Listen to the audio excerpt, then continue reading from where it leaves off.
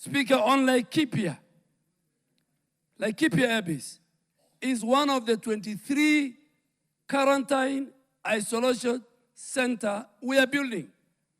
And we will not stop it. Why we are building?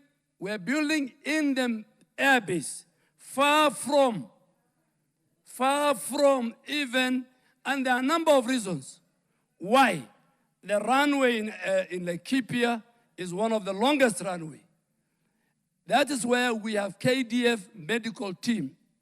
That is why even our 450 Kenyans who are serving today under the UN, our special forces, the quick response unit.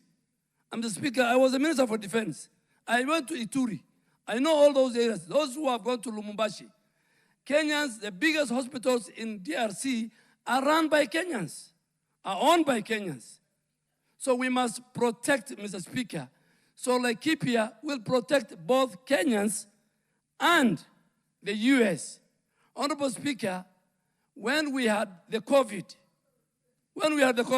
and some of us were members of parliament here, the UN, the US, and many other international bodies built a hospital in Nairobi Hospital, a UN specialized hospital to deal with COVID.